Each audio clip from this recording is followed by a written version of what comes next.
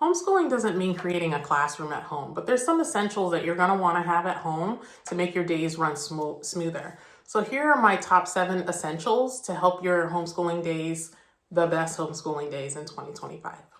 Hello, I am Felicia Wright, and I homeschooled my 3 kids and I ran a micro school. So I have tested just about every tool and supply that's out there. Not all, but most. And these are the ones that actually make a difference. So you can save your money and not spend all your money on all the things. First tool that has been super helpful is a planner. And my Start Strong kit actually has that planner in there, but basically you're gonna want to keep track of what you're doing and have some kind of log of what you're doing and what you're planning on doing. And this is also helpful in certain states that require some kind of portfolio. So not only are you keeping it for yourself to keep yourself on track and to make sure you're doing all the things that you intend on doing, but you can also use it for the state if they actually happen to ask for it and like, hey, what's your portfolio? Here's our planner and all the other things. Second thing is basic supplies. You're going to need pencils, markers, all that stuff, obviously, but some things that you might not think of is a a laminator. So I love lamination, a laminator with the papers and everything because it's excellent for younger kiddos. So for example, if you're teaching kindergarten this year and they're trying to write their name, you're going to be constantly printing off the name and their writing on it, right? So what you can do is print off their name with the dotted lines, what we did, so they can practice writing their name, but you can laminate it and then they can practice writing their name. And at the end of the day, we'll wipe it off and it's fresh for tomorrow. So you're not wasting printer paper. Another thing is a printer. You're going to need a printer. I think that's a necessity as a homeschooling mom because there's so many cool things on Teachers Pay Teachers and education.com that have like some really cool worksheets that you might want your kids to do. So printing that kind of stuff off is essential and you're not going to be wanting to run somewhere to get whatever you need printed. So get a good printer. And pro tip is if you get a printer with toner and not ink, because toner lasts longer than printers with ink. So they're a little more pricey, but it's kind of worth the price because you're not constantly changing out that ink. And that is something I used in my micro school because ink's expensive, so toner will last you a while. Index cards. Index cards are great for just jotting down things that you need to do. It can be flashcards, that kind of thing. A whiteboard. A whiteboard is essential. Even if you can't afford like a giant whiteboard that you're writing on for your kids, get the little ones so you can write on it, show it to them, because you're going to be wanting to show them different things. And even if you can't find a whiteboard, laminate a white piece of paper and then write on it and erase it. And that will be your new whiteboard. So do that. Another thing that you're going to want to do is find some reliable curriculum or some kind of guide. So if you're not the type that wants to stick to a rigid curriculum, find some kind of guides or something, some projects that you can do at home. Projects are my favorite, that will be helpful for your kids that you can do, because it's sometimes like we have all the plans, but there's going to be a day that you wake up and you're like, what do we do today, kids? And they're going to be like, we don't know. So you're going to want to have some kind of guide to help you along the way. And do you have to be rigid with it? No, you're homeschooling. Like, you have that flexibility, but having something along the way to support you will be super helpful. Number 4, and this is probably my favorite, a library card.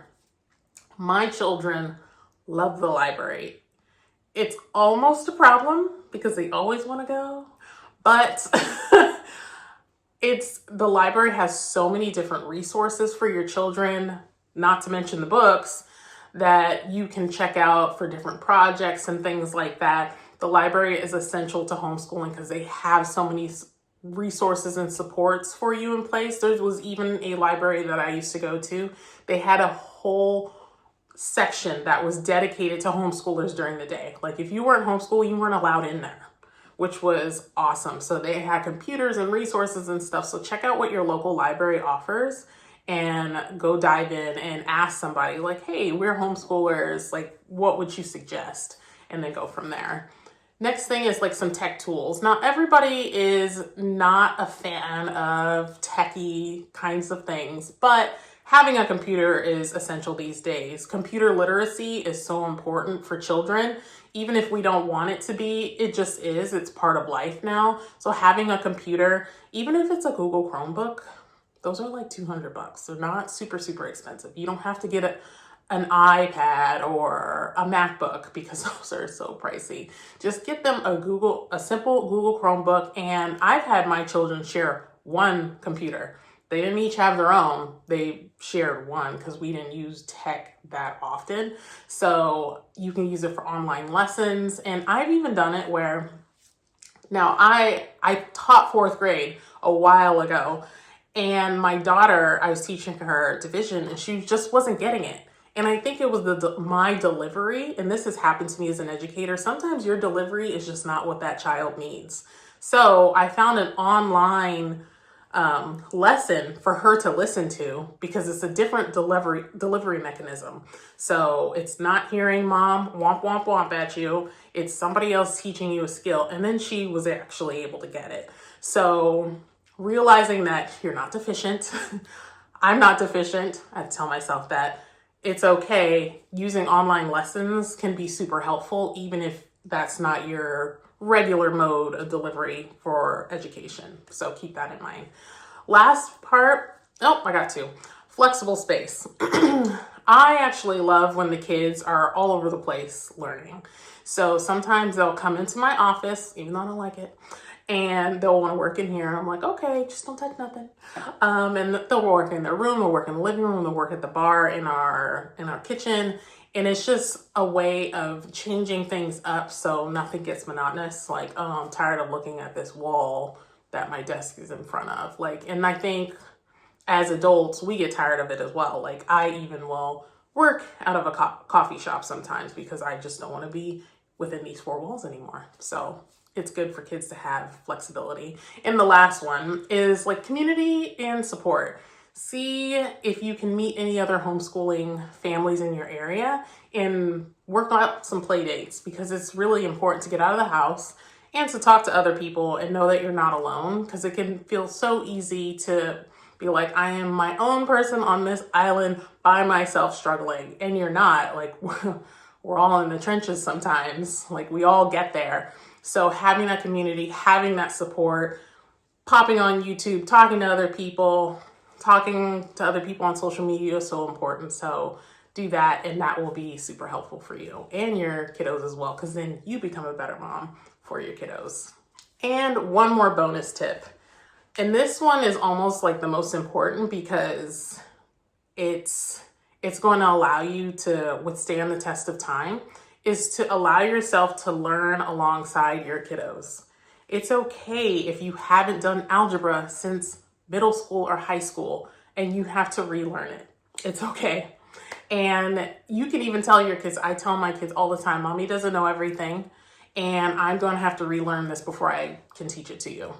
And they're like, okay. And they give you the look, but they listen. And then I'm a better educator for them because I have told them, it's like, 1 second, let me go learn, and then I'll get back to you. And it's so great because when I dive into it, even though I'm thinking, oh my gosh, like, why don't I remember this? I dive back into it and I get it in 5 minutes. So give yourself time and grace to relearn some things that you have to teach your kids. It's okay. Now, if you want a done-for-you planner with sample lesson plans and planner and all the things and guides to help you start your first month strong, check out my Start Strong kit in the description. It has all those things to help you pull everything together for your kiddos so you can have a great homeschooling year. Also, if you're looking for personalized guidance, I offer one-on-one homeschool blueprint consultation services. It's in 90 minutes and we'll map out your child's year, and we do that together so you can walk away with a full-fledged plan for the year. That's also in the description. And the last part, I am hosting a homeschool success workshop here coming up pretty soon. The information for that is in the description as well. Just with that, it's a live workshop where I will walk you through how to form a whole plan for the entire year for your kiddos so you can know where you're headed and have a full-fledged plan. So let me know if that resonated with you, which essentials surprised you from this video. Drop it in the comments, and I'd love to hear your must-haves as well. And don't forget to subscribe so you don't miss any videos on staying motivated all year long. I'll see you on the next one.